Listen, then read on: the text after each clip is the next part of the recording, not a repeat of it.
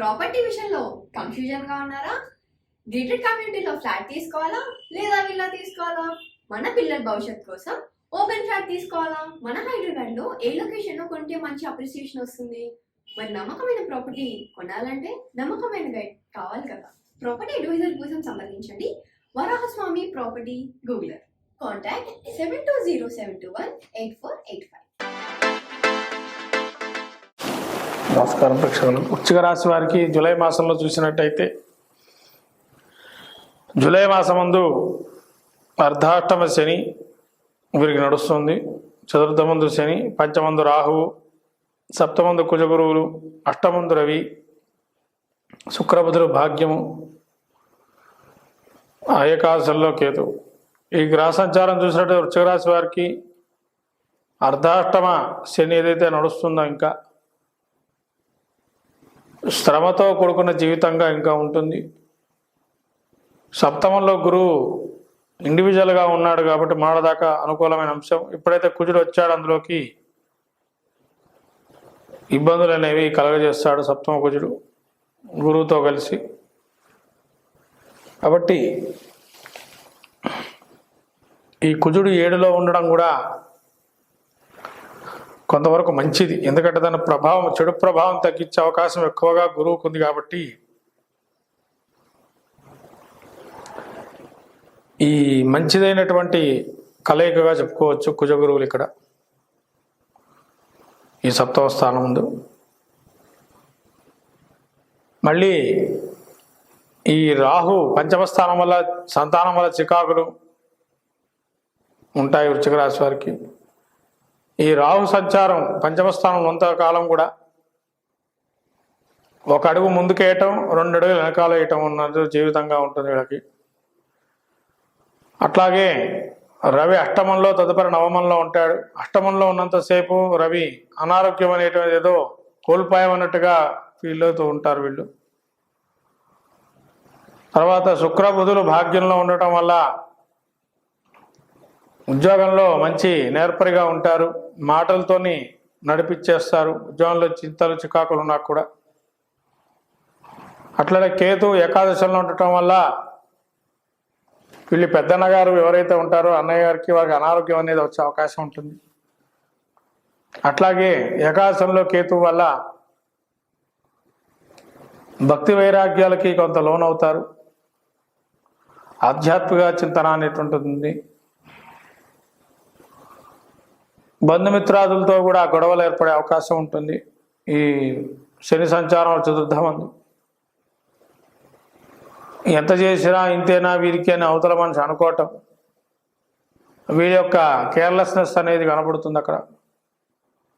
అట్లానే గురువు పంచమస్థానం, రాహు పంచమస్థాన సంచారం వల్ల సంతానానికి ఎంత చేసినా ఇంకా తక్కువగానే ఉంది అనే ఆలోచనతో ఉంటారు. కొత్త పరిచయాలు ఏర్పడతాయి. అట్లాగే కుజగురువులు సప్తమందు సంచారం వల్ల అత్యద్భుతమైనటువంటి కాలము వృశ్చిక రాశి వారికి ఈ జూలై మాసం. ఎన్ని ఇబ్బందులు వచ్చినా ఎదుర్కొని ఉంటారు. ముఖ్యంగా రాజకీయ నాయకులు వాళ్ళ పలుకును ఉపయోగించి అనేక కార్యాలు ముందుకు సాగుతూ ఉంటారు. మళ్ళీ వ్యవసాయదారులకి మంచిదైన కాలం. తర్వాత పర్యాటక రంగంలో ఉన్న వాళ్ళకు కూడా పర్యాటకంగా వృద్ధి రేటు తెచ్చుకునే వాళ్ళు ఎవరైతే ఉంటారో హోటల్స్, అటువంటి వ్యాపారులకు చాలా మంచిదైన కాలం. రిసార్ట్స్, ఇంకా విదేశీయాన ప్రయత్నం చేసే వాళ్ళు ఎవరైతే ఉంటారో విదేశీ ప్రయత్నం చేయొచ్చు. వైద్య విద్య కానీ విదేశీ విద్య నేర్చుకునే వాళ్ళు ఎవరైనా కూడా మంచి విద్యా సంపన్నం అవుతారు. మొత్తం మీద ఈ వృశ్చిక రాశి వారు చూసినట్టయితే జూలై మాసం మందు 60-40% చెప్పవచ్చును. 60% బాగుంటుంది, 40% బాగుండదు. మొత్తం మీద రాశి వారికి ఇంకా అనుకూలమైన కాలం, ఇంకా అనుకూలమైన విషయాలు పొందాలనుకున్నటువంటి వారు శనికి తైలాభిషేకం, ప్రదోష కాలం శివుడికి ఆరాధన చేయటం వల్ల ఉన్న చికాకులు చింతనలన్నీ తొలగిపోయి దక్షిణామూర్తి స్తోత్రం పారాయణం చేయటం, తర్వాత రుణమోచక అంగారక స్తోత్రం చేయటం వల్ల సాయంత్రం వేళ చాలా అద్భుత ఫలితాలు ఉంటాయి. అట్లనే సాయంత్రం ప్రతిరోజు సాయంత్రం పూట వృశ్చిక రాశి వారు ఒక దీపారాధన చేసి అమ్మవారి స్తోత్రం ఏదైనా చేసుకోవటం వల్ల మంచి సత్ఫలితాలు వస్తాయి.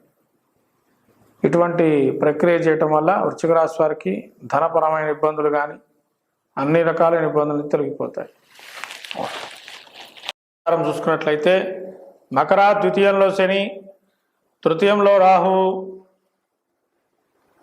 అట్లనే పంచమంలో కుజగురువులు, షష్టంలో శని, తదుపరి సప్తమంలో సంచారము రవి, సప్తమంలో శుక్రబుధులు సంచారం, తదుపరి అష్టమంలో బుధుడు, నవమంలో కేతువు. ఈ రకమైన సంచారం చూసుకున్నట్లయితే ముఖ్యంగా సంతానం వల్ల చికాకులు అనేవి అత్యద్భుతంగా కనబడుతున్నాయి. ఈ విధంగా సంతానం వల్ల ఇబ్బందులు కలుగుతున్నాయి కాబట్టి సంతానం మాట విని మనశ్చింతన కలిగే అవకాశాలు ఉన్నాయి. అట్లాగే ద్వితీయమందు శని సంచారం వల్ల కుటుంబంలో మీరు చెప్పిన మాట వినకపోవటం, వాళ్ళు చెప్పిన మాటే నెగ్గాలని మిమ్మల్ని బాగా ఇబ్బంది పెట్టడం, ధనపరమైనటువంటి ఆలోచనలో ఇబ్బందులు ఉండటం, తృతీయంలో రాహు సంచారం వల్ల సోదరిమణుల వల్ల కానీ సోదరుడి వల్ల కానీ ఇబ్బందులు కలగటం, మీరు చెప్పిన పని వాళ్ళు కూడా చేయకపోవటం, మళ్ళీ పంచమంలో గురుగుజుల కలయిక వల్ల ఇప్పటి వరకు ఏదైతే మంచి జరుగుతుందో ఈ కుజుడు పంచమస్థాన సంచారం వల్ల కొంత ఇబ్బందులు అనేవి ఎదుర్కొంటారు. రవి షష్టంలో ఉండటం వల్ల శత్రునాశనం, అంటే తెలియని శత్రువులు మనిషికి ఉంటారు. మనిషికి తెలియని శత్రువులు ఎవరు అయ్యా అంటే అహంకారము, మదము, మాత్సర్యము, క్రోధము, లోభము. ఇవన్నీ కూడా మానవుడికి సహజమైన లక్షణాలు. ఈ లక్షణాలన్నీ కూడా నశించిపోయే అవకాశం ఉంటుంది. అంటే వాళ్ళు చూసే వాళ్ళు చూసేటువంటి పరిస్థితులను చూస్తే అహంకారపూరితంగా ఉన్న వాళ్ళకి అహంకారం తగ్గటం, లోభంతో ఉన్నవాడికి లోభగుణం పోవటం, క్రోధం అని ఉండేవాడికి ఒకరి మీద పక్షపాత ధోరణి ఉండేవాడికి కూడా పక్షపాత ధోరణి పోవటం, ఇవన్నీ కూడా ఒకందుకు మంచి ఫలితాలు వస్తాయి. మానవుడికి సహజమైన లక్షణాలు, తెలియకుండే లక్షణాలు, శత్రుగుణాలు అంటే ఇవే. ఏదో శత్రువులు అంటే బయట నుంచి వచ్చే శత్రువులు కాదు, తెలియని శత్రువులు ఇవే మనసుకు మించి. కాబట్టి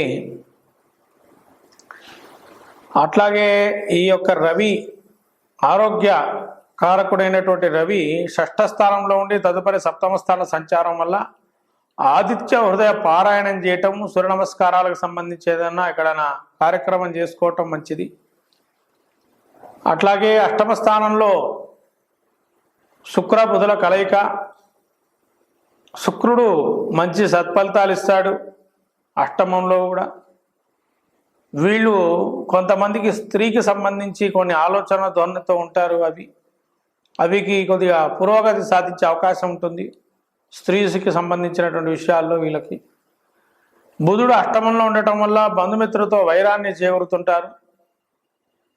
కాబట్టి ముఖ్యంగా వీళ్ళు ఎక్కువగా ఆయాసపడద్దు. మాట్లాడడం చాలా నెమ్మదిగా మాట్లాడుకోవటం మంచిది. ఏది మాట్లాడినా కూడా ఏదో ఆదరాబాదరా గట్టిగా మాట్లాడి ఆయాసాలు తెచ్చుకోవటం అనేది మంచిది కాదు. కాబట్టి ఆలోచన చేసి, సమయస్ఫూర్తి ఆలోచన చేసి మాట్లాడుకోవటం మంచిది. వాడిట్లా చేశాడు, వీడిట్లా చేశాడు అనుకోవద్దు. సమయం వస్తుంది, సమయం గురించి వేచి ఉండండి. సమయం వచ్చినప్పుడు మీ యొక్క గొప్పతనం ఏందో, మీ యొక్క సమయస్ఫూర్తి ఆలోచన ధోరణి ఏందో వాళ్ళకప్పుడు తెలుస్తుంది. అంతేగాని ఇప్పుడు ఏమీ తెలియదు ఎన్ని చెప్పినా కూడా. కాబట్టి మీరు సంయమనం పాటిస్తూ మాటలు దుబారాగా వాడకుండా శాంతియుతమైన వాతావరణంలో పరిష్కారం చేసుకునే విధంగా సమస్యని చేసుకోండి. ఇవన్నీ కాదనుకుంటే శుభ్రంగా విష్ణుమూర్తి ఆలయానికి ప్రతి బుధవారం వెళ్ళండి. విష్ణుమూర్తి ఆరాధన చేయటం వల్ల ఈ ఇబ్బందుల నుంచి తగ్గుతాయి. విష్ణు సహస్రనామ పారాయణం చేయటం వల్ల కూడా. అట్లాగే ఈ సూర్యనారాయణ స్వామి దేవాలయానికి వెళ్ళి ఎక్కడైనా సూర్య నమస్కారాలు చేసుకోవడం లేదా ఇంట్లో సూర్య నమస్కారాలు చేయటం మంచిది. ఈ భాగ్య కేతువు ఏదైతే ఉందో ఈ కేతువు వల్ల కొద్ది భక్తి మార్గంలో వెళ్ళేటువంటి విషయాల మీద ఆసక్తి కలగటం, ఇంకా నేను ఇవి చేసుకోవాలి, పలానా వ్రతం చేయాలా, పలానా యజ్ఞం యాగాలు చేసుకోవాలి అన్న ఆలోచన ధోరణి పెరగటం అనేది జరుగుతుంది. కాబట్టి మొత్తం మీద మకర రాశి వారికి 70% మంచి ఫలితాలు ఉన్నాయి, 30% ఇబ్బందులు చేకూర్చే అవకాశం ఉన్నాయి. వాటి మనం దృష్టిలో తీసుకోకుండా నడవటం మంచిది. ఏది ఏమైనా కూడా మాట ధోరణి వల్ల అనవసరమైన అనారోగ్యాలు చేకూర్చే అవకాశం ఉంటుంది. ఇప్పటివరకు కూడా అనారోగ్యాలు కొన్ని ఉన్నాయి, కానీ అనారోగ్యం తప్పించుకునే అవకాశం కొంతవరకు ఉండాలి అనుకుంటే సూర్య నమస్కారాలు చేయటం వల్ల మంచి సత్ఫలితాలు వస్తాయి. ధనుసు రాశి వారికి మొత్తం మీద అనుకూలమైన ఫలితాలే ఉన్నాయి ఈ యొక్క జూలై మాసంలో.